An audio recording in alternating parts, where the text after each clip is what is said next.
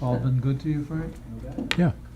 Do you guys just have batteries, or do we leave them on the charger? Do we what? Have batteries? I'm green.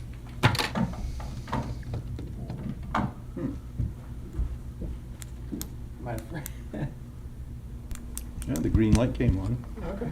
Yeah. Yours is good. Yeah, I'm Yours is good. good. Yep, I got green. So it's just Dan and I? No, I think I'm on. Oh, so it's just me. I'm good.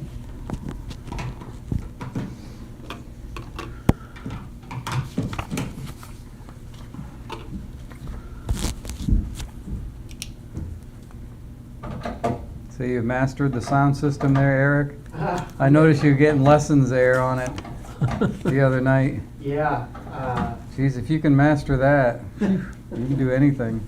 I feel like I'm a decently quick learner, but I won't.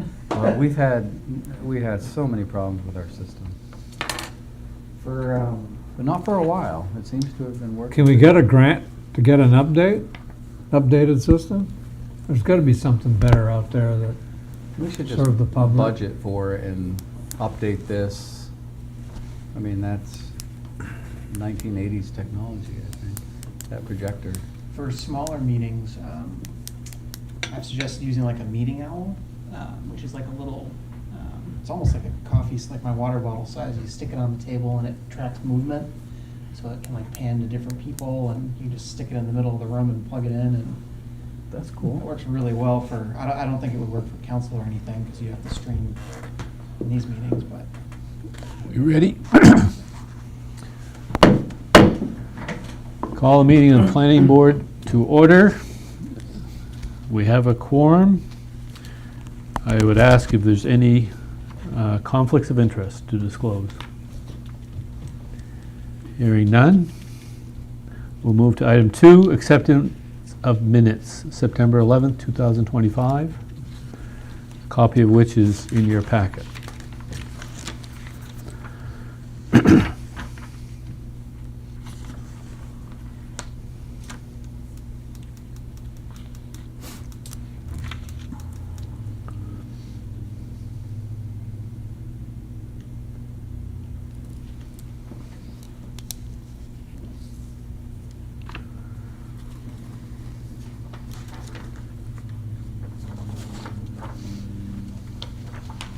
I make a motion that we accept the minutes as provided. I'll second that. Been moved and seconded to accept the minutes as provided. Any discussion? Seeing none, I'll call for the vote. Steve? Yes. Dave? Yes. Eric? Yes. And I vote yes. The minutes are accepted. Probably should have done it under number 1, but on behalf of the board, I'd like to welcome Eric Sanderson to the board. Thank you. Thank you for being here to support us in our work. Thanks for having me. So we'll go to item 3, which is the Fort Street Bridge as unfinished business. And Eric, do you have some information for us? So I think Penny had wanted to let me know that, have me let you guys know that we hope to have a specific tab on the website, because we know this is a really high interest project. We've reached out to DOT and the different project managers to see who's going to be the central point of contact.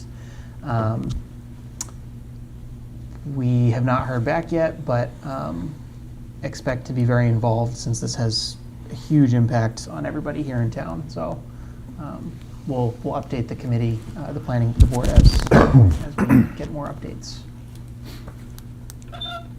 And if there's any other concerns you all have, I'm happy to share those with Has DOT. anybody requested to see the other 3 options at this point, or is that gonna be part of the ongoing discussion where that's brought and asked for? I think we have asked, and they've ruled out any of the other options due to expense, but I don't know if, Dan, you've had any other conversations with them or Penny? No, not that I know of. Do you know what the options were, or are? I think it might have been alternating closures or a temporary, and one other one. I'm currently reaching out to some other bridge projects that are in similar size and scope to Caribou's. to see kind of how those municipalities dealt with that impact and what DOT did with them. And I'll let you all know once I find out more on that. Okay. Dan, has the council been made aware of this pending? We are aware Yeah. and are very concerned. There's some on the council that want to pursue looking at other alternatives. I think, personally, I think it's too late. I mean, they've done their studies, they made their decision, and it was funding based, and the other options were going to be a lot more expensive, and so this is the option they chose. This is my understanding of it, but we don't want to let it sit. We want to challenge that because of the impact. Sure. I don't know, I would have liked to have participated in those meetings because I don't know how they could have decided on that. When you think about the impacts to the transportation across the river, and, well, school buses. I mean, how are we going to transport school children? And all the Ambulance. business that comes across that bridge. Ambulance. Ambulance service, well, that's, yeah, I hadn't Fire. even thought about that one. How are we going to do that? So, I know Penny said DOT has at least offered to reimburse, because obviously that's incurs an expense, but I think that's probably only a small part of worrying about public safety and maintenance and things of that nature. Can't put a price on that. Yeah. So is there a committee that's looking, assuming that this is likely to happen, is there a committee that's looking at, so what about buses, what about ambulance, what about? yeah, not that I know of. I would anticipate that would be part of ongoing discussions with them. Yeah. And we'll post updates to that page, and I'll follow up when I hear back from these other projects. One was in Gardner, Randolph, Waterville, Winslow, and then Farmington Falls. And there's one in Hollis as well, in Kennebunk. So there's It wouldn't be a bad idea, though, to do that, to form a committee and to actually have a town voice to engage with them. But it's early in the process, and people are just worried. They're wringing their hands over it right at this point. We haven't formed really an approach to challenge it. Just a lot of concern. Has the city or representatives of the city contacted legislative representation? And I don't think so, but I can't say for sure. yeah. I'll say this, on my own, I've contacted Senator Collins' office, so they are aware of it. Good. I'm not sure how much can be done there at the federal level, but at least they're aware of the issue.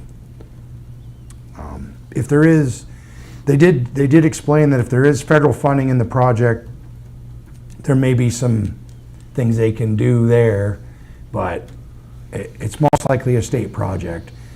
And it probably it may or may not have any federal funding in it, you know. We're not privy to that right now, but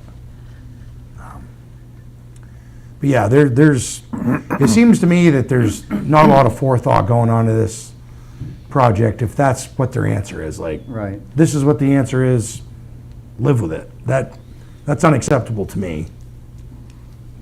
Especially as a person that lives on the other side of the bridge. I know of no other project, now my scope is limited, of course, but I know of no other project where they've completely shut down a bridge and closed it for that length of time.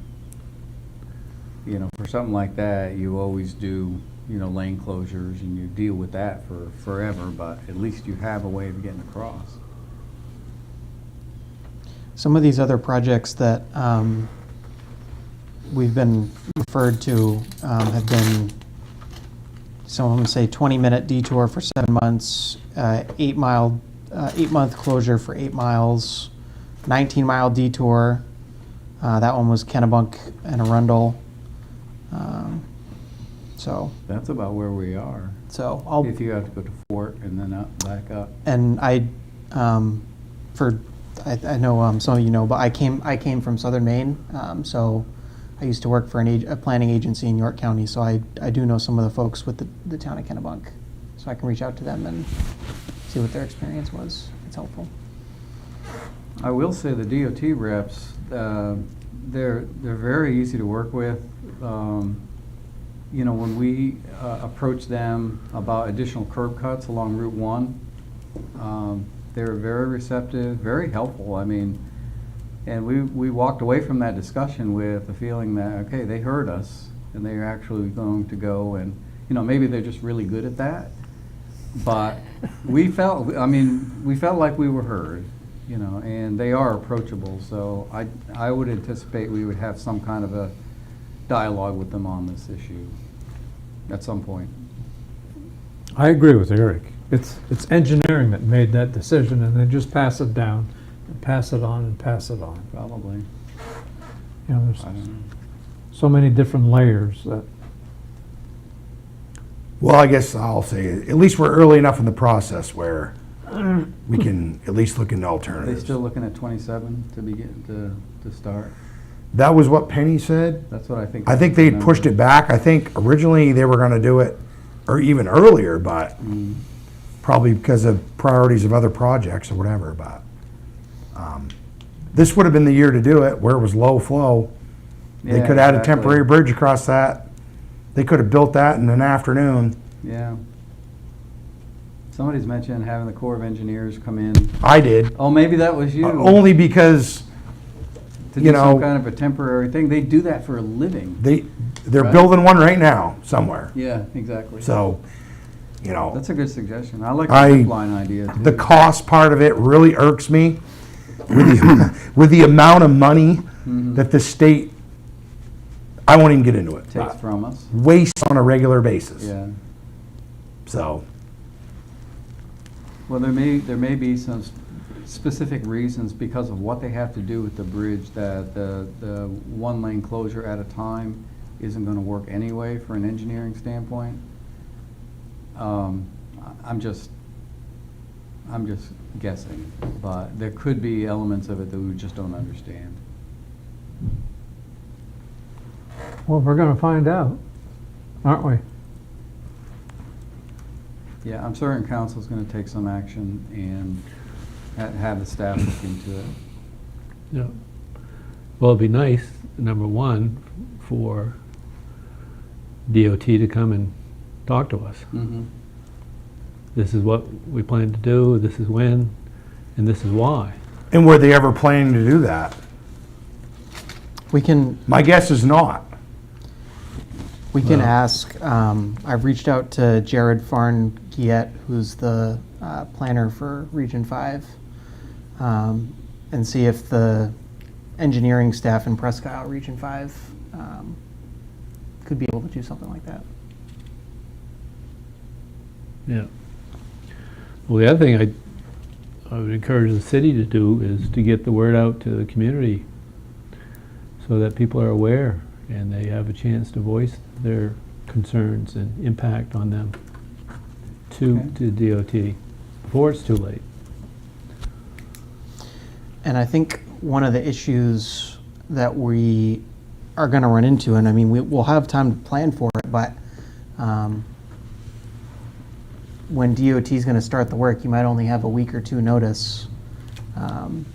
So you'll know it's going to happen in 2027 or whatever the year is going to be.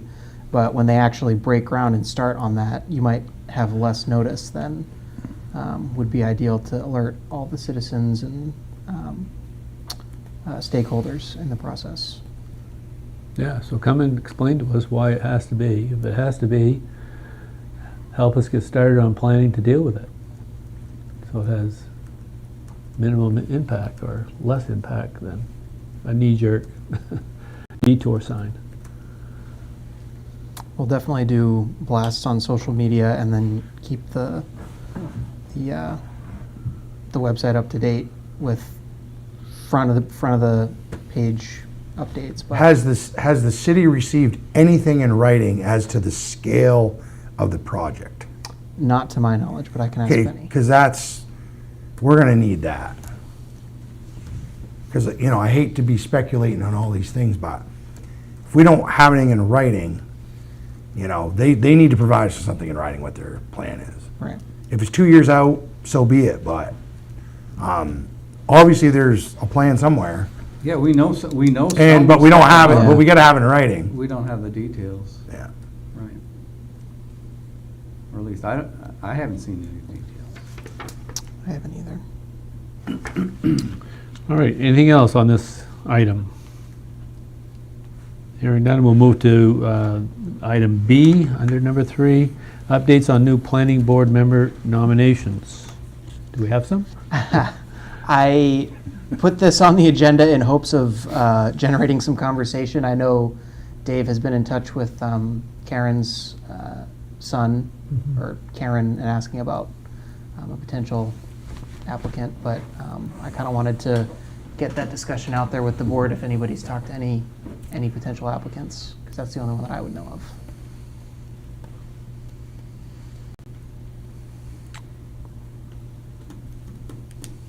So we should, I guess, brainstorm some people and encourage them to consider.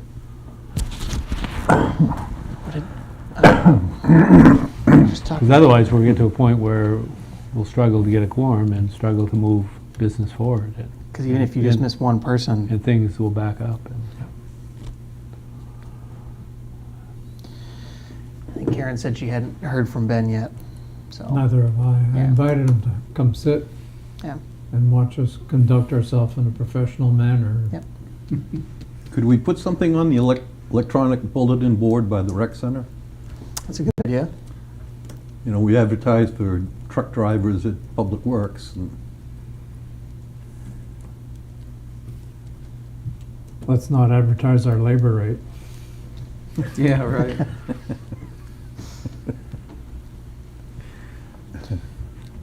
And if there's anybody interested, I know you would all probably talk to people in a heartbeat, but if they are curious as to like what our different ordinances are, or they want information from the city side, I'm happy to provide any of that as well as I get up to speed.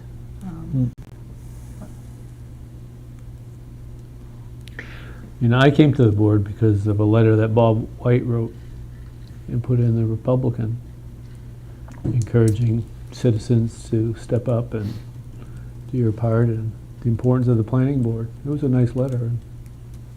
Did you keep a copy? No, I read the letter and showed up. I know for a lot, you know, the subject matter is quite intimidating. And not just anybody can sit, I mean, it takes a long time to learn. I mean, I started on the planning board knowing nothing about planning board stuff, and I learned as I went. But I think a lot of people are hesitant because they know how complex it is. I don't know if the workload is the issue, but But it's nice to engage with your I always enjoyed your it. fellow. Exactly. Yeah, Well, it's not what you know, it's what you have an opportunity to learn exactly.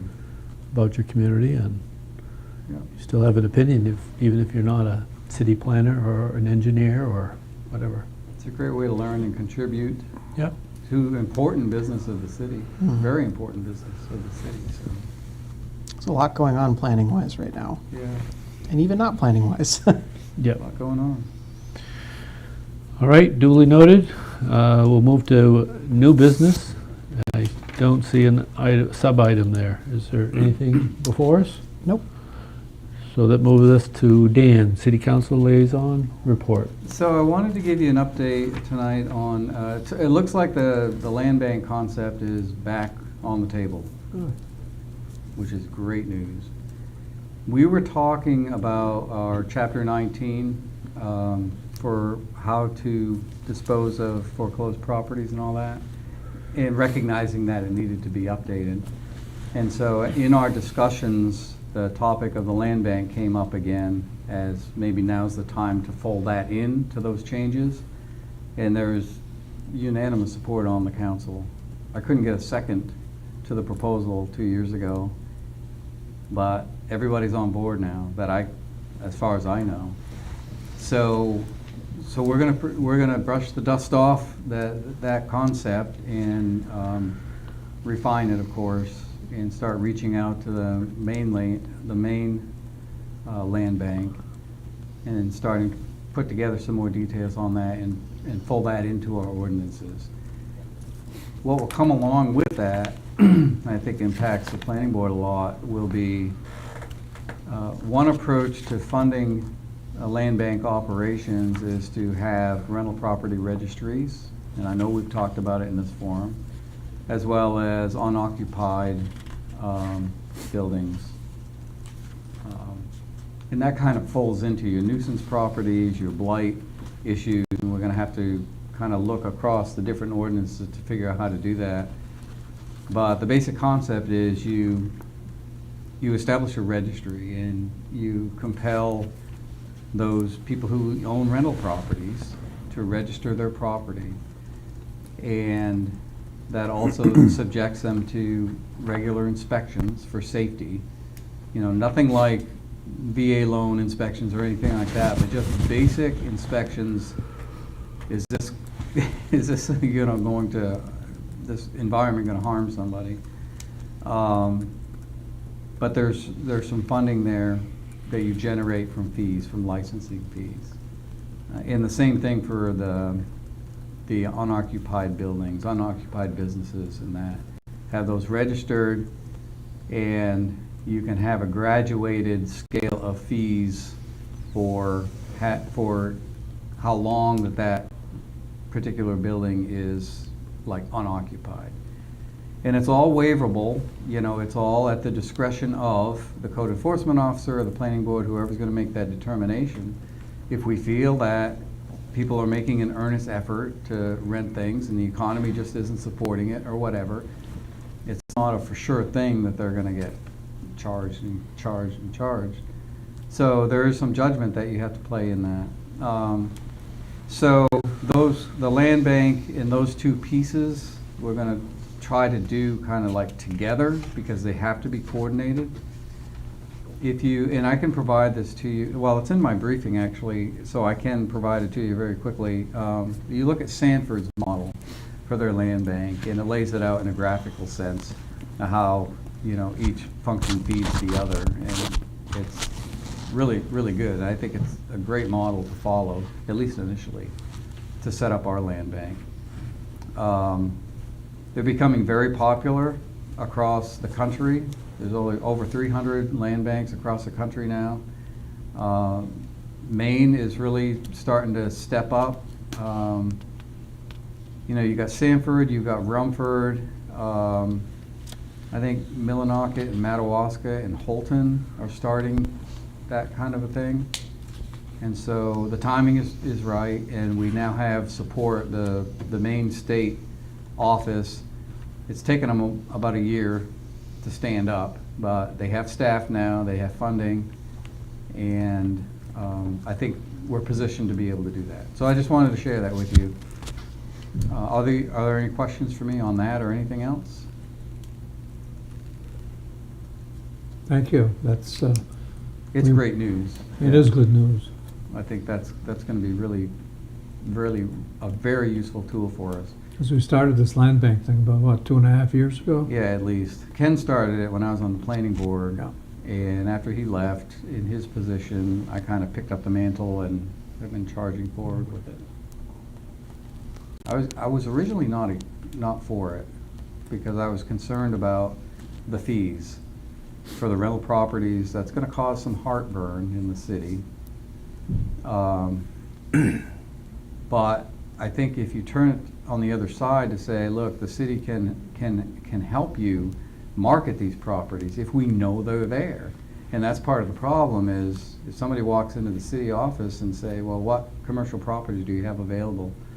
We used to keep a list. I don't think we maintained it, but this will be the list.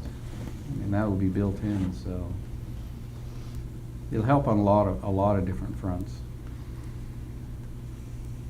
All right. It's definitely not a moneymaker for the city, but what it does do is, from a safety aspect, it gives you an immediate point of contact that's updated. Yeah. It's not 3-year-old information that's been sitting there and changed hands Right, the registry. at the Right. registry. It very well could be a good moneymaker for the city too. I wouldn't want to look at it as such. People are going to interpret it as such, and you don't want that. Well, to rehabilitate those properties that are in blight and to return them to a valid taxable property, that's what I mean by revenue. You know, you'll be Oh. able to do that Yeah. and address the blight issues and you have just this revolving account, and so whatever proceeds that you might make on one No, property. but that's just cost recovery for the city. It's You- cost you- recovery, that's If what you they're charge, saying. okay, we're gonna have, it's $100 to do an inspection to make sure this is safe on that registry. Yeah, I've got no problem with it. What I don't want to have happen is what Portland's trying to do and have all their storefronts, they're charging the owners when they're vacant. mm-hmm, That's what I don't want to have happen. yeah. Penalize them. You've heard of that. I have, and that was, like I said, I was initially against the land banks because they were funded in that manner, and I thought that was unfair, and I thought that that would cause a lot of heartburn. But as I thought about it more, if you put an escape hatch in there and allow some discretion by the staff, by the city, and now you have the flexibility to really target those people who don't give a you-know-what and are abusing. No, but I and think are Portland letting was it- just basically saying, okay, if you have an empty storefront, you're getting Yeah. charged, Yeah, which is different. it is different. No. I just want to make that And I wouldn't clarification. want to go in that direction either. We have to apply some good sense to it and not penalize people who are really trying. This is really to go after those. No, for derelict properties. Someone knows Yeah. at us and they have a rundown storefront and makes everybody around them look bad and decreases the property values of everybody around them, of compelling them to, maintain it, fix it up, and at least have it available for almost turnkey, somebody to come in and lease it. So, there's also, and you can correct me if I'm wrong, if anybody in the room knows, but I believe that you get a tax break on your commercial properties if it's not operational. Like if you have a rental property and you're not using it, that the city will abate or apply some kind of a reduction on your tax assessment. Have you heard of that? I think that we have that in Caribou. And that seems really unfair. I need to check up on that a little bit more. But I had read that somewhere and I had made a note of it, and I even made that point in the candidate forum the other day as something that we need to look into and fix. Because that's an incentive for people to leave their storefronts empty. They get a tax break if they leave it empty. Well, that doesn't make sense. All right, thank you, Dan. Any and all input is welcome, and it'll have to be a pretty close, I guess, coordination between the planning board and the council as we set this up and make sure we're doing all this right. So thanks. Okay, thank you. Item 6, staff report. That would be you, Eric. Yes, thank you. So one of the things that in watching the September meeting, it appeared that the board was interested in looking at standards for solar development. So I had included a memo in the agenda and your packet on some things to consider if the board ever wants to go that route. I came from the town of Scarborough, where I was for just about the last 3 years since 2021. And they, when I had started in 2021, had just adopted utility scale solar standards, which I did include in the packet on pages 9 through 14. And we had 4 large scale projects over 20 acres when I was there. And the 5 or 6 things that I noted in my memo really came up pretty significantly. Looking at project size, going through stormwater law with DEP.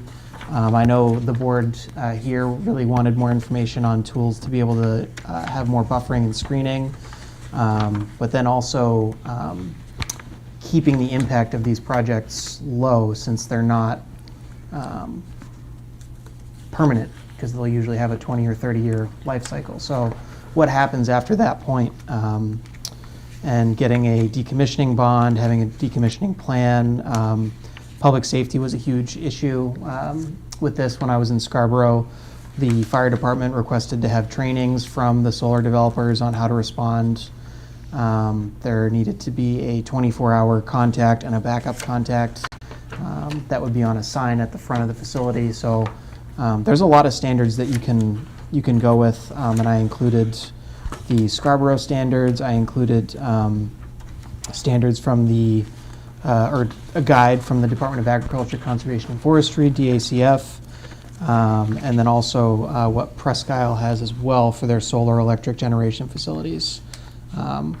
Similar to the discussion on vacant and abandoned properties, I know Bangor has a really good ordinance on that, but you really don't need to reinvent the wheel.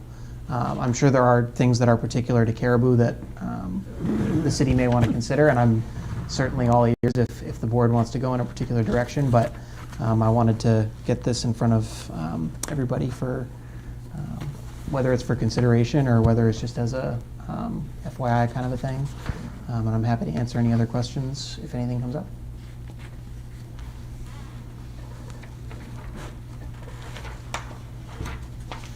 And then I guess I will also say the last page of the packet is a scam alert for anybody watching or listening. The city will never request payment via wire transfer, so please be careful of that. And if you have any questions, please call us. Yeah,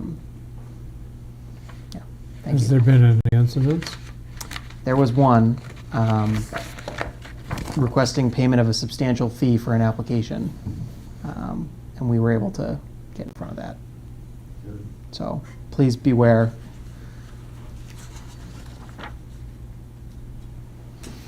Thank you, Eric, for the information on the solar, and I'm sure we'll take a look at it and come back and revisit it if the board is interested in some modification to our current practice. So thank you. Yeah, of course. Anything else from the board for Eric? Seeing none, we're down to adjournment. I'll make a motion to adjourn. Thank you. Second. Second by Steve. All those in favor, we'll go with Eric. Yes. Yes. I'm yes, and Steve? Yes. Yes. The meeting is adjourned. And you're That's a record. in time for your 6:30 appointment, Dan. I was doing it for you, Dan. Lulled into a false sense of, you know, complacency or whatever. Hey, It's usually not this quick. I've been to plenty of late planning Yeah, board I know. meetings, so I'm fully prepared for it. I know you will. Wow, luckily we didn't have any public hearings or anything like that, so. We've never had a late meeting.